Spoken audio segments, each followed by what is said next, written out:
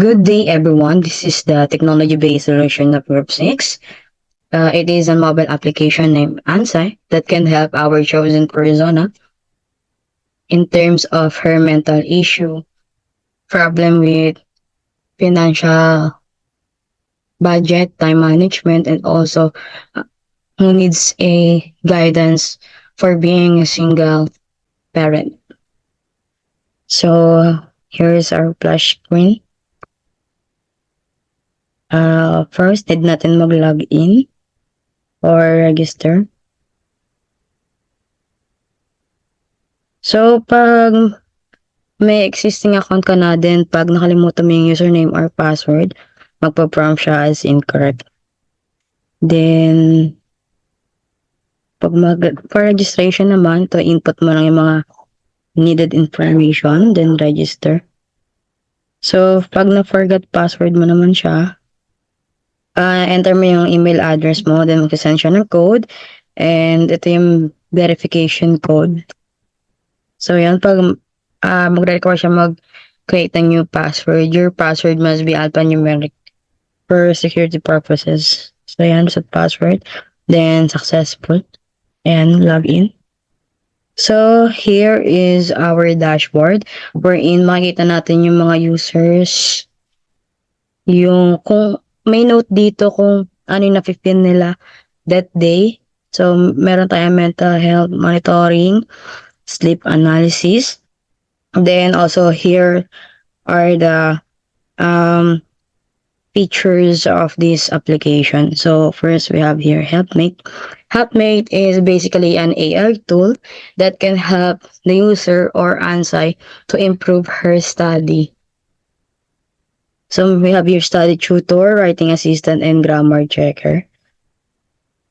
Sa study tutor, pwede siya mag-ask ng mga questions dito pag may mga hindi siya naiintindihan sa mga lessons. Also, writing assistant, pag nahirapan siya, mag-compose. And also here, grammar checker and paraphraser.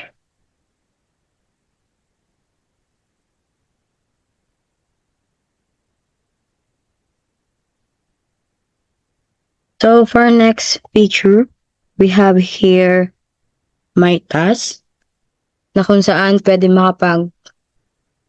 create si Ansai ng task niya or mga need niyang i-accomplish within a day.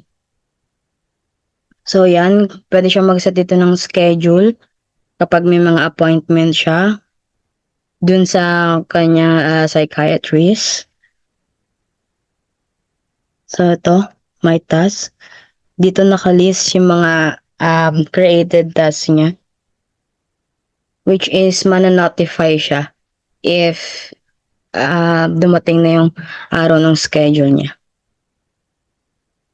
Also, we have here the forum na kung saan pwede siyang makipag-socialize through social engagement, and mental consultations naman kapag sa psychiatrist. First, we have here psychiatrist.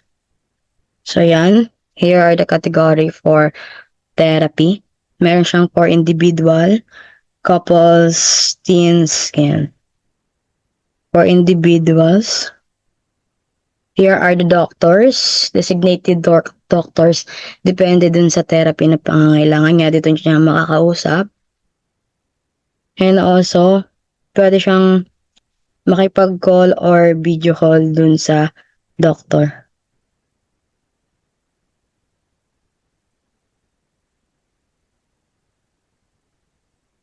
Next, also, we have here the social engagement, which is pwede niyo makihalubilo through online yung mga kapwa niyang single mother na this platform can help them na magpalitan ng mga knowledge and ideas and experiences for being a single mother. So yan, tulad dun sa doctors, pwede silang mag-chat, call, and video call. And also, pwede rin sila mag-attach ng mga files, pictures, lahat yan. So next, Ito naman, makita natin dito sa section for medical history, yung mga previous appointments niya dun sa doctors. Ayan. Meron din ditong medical health. Talks about her blood type, blood sugar, BMI.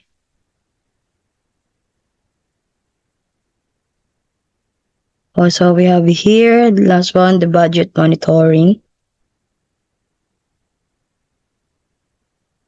Na kung saan, may plan dito na matutulungan yung isang user how to budget her money within a month or depende kung anong gusto niyang iset.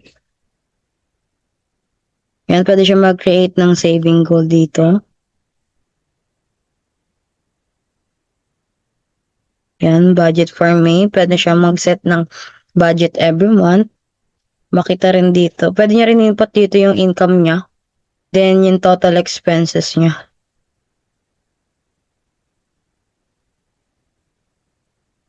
So, yan. Yung mga upcoming bills din niya makikita dun sa my task niya na is-schedule niya dun para ma-notify siya if may upcoming bill siya na need na bayaran. For example, ito, si Dr. Alexander, nabayaran niya na.